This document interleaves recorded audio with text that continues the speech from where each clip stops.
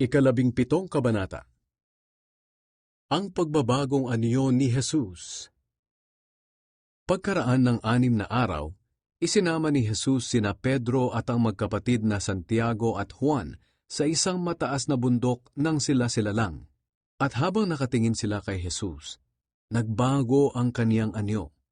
Nagliwanag na parang araw ang kaniyang mukha, at ang damit niya ay naging puting-puti na parang liwanag. Bigla nilang nakita sina Moises at Elias na nakikipag-usap kay Jesus. Sinabi ni Pedro kay Jesus, "Panginoon, mabutit narito kami. Kung gusto niyo po, gagawa ako ng 3 kubol, isa para sa inyo, isa para kay Moises, at isa para kay Elias." Habang nagsasalita pa si Pedro, nabalot sila ng nakakasilaw na ulap, at may tinig silang narinig mula sa mga ulap na nagsasabing, "Ito ang minamahal kong anak, na lubos kong kinalulugdan. Pakinggan ninyo siya." Nang marinig iyon ng mga tagasunod, nagpatira pa sila sa takot, pero nilapitan sila ni Jesus at tinapik.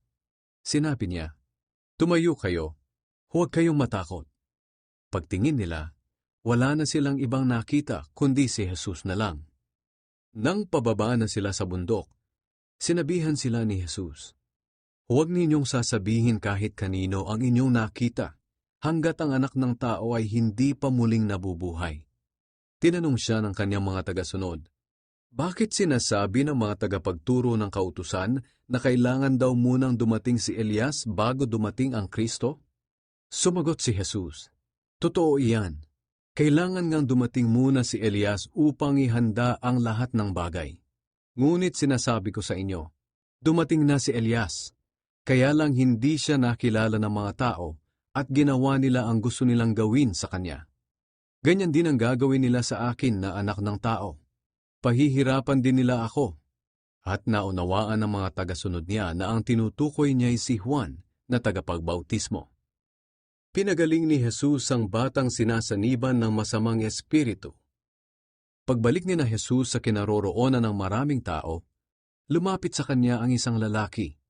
Lumuhod ito sa kanyang harapan at sinabi, "Panginoon, maawa po kayo sa anak kong lalaki. May epilepsya siya at grabe ang paghihirap niya kapag sinusumpong. Madalas siyang matumba sa apoy at madalas din siyang mahulog sa tubig. Dinala ko siya sa mga tagasunod niyo, pero hindi po nila mapagaling."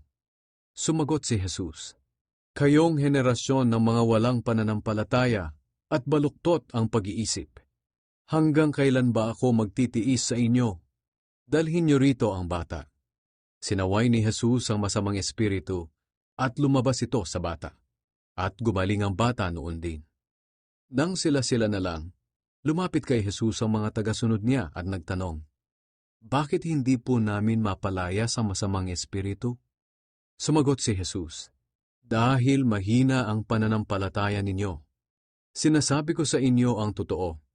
Kung may pananampalataya kayo na kahit kasinlaki lang ng buto ng mustasa, masasabi ninyo sa bundok na ito, 'Lumipat ka roon,' at lilipat nga ito.